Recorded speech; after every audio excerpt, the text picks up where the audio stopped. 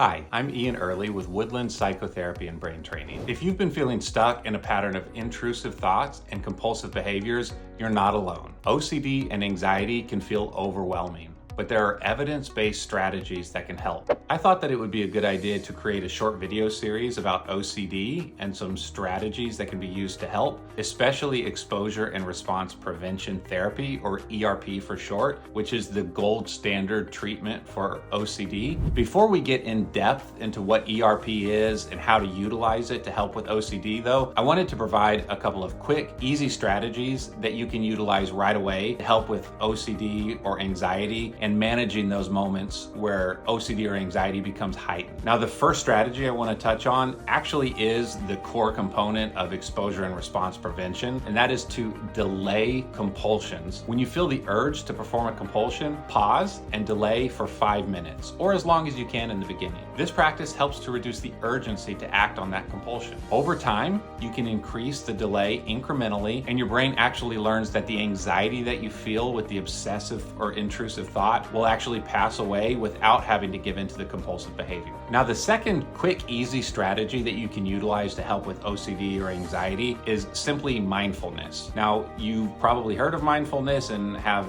somewhat of an awareness of what it is. Essentially, what mindfulness is becoming present in the moment, getting outside of your own head and being present. A really simple mindfulness exercise, though, that works really well is simply the 5, 4, 3, 2, 1. What that is you identify 5 things that you see, 4 things that you can touch, 3 things that you hear, 2 things that you smell, and 1 thing that you taste. So for example, wherever you are, pay attention to 5 things that are in the room with you, or if you're outside, 5 things that you happen to see. Take a little bit of time with each one of those and really pay attention to what it is. Notice any details about it and do your best to essentially get out of your own head and be present with whatever it is that you're observing. And then you do the same thing for the 4 things that you can touch. Notice maybe what you're sitting on or what you're lying on, the feeling of that against your body, the position that your body is in, the way that your clothes feel against your skin, maybe the air is moving in the room, or if you're outside, the wind, the way that that feels against your skin. And the goal with each subsequent thing that you're noticing is for you to become more and more present in the moment and more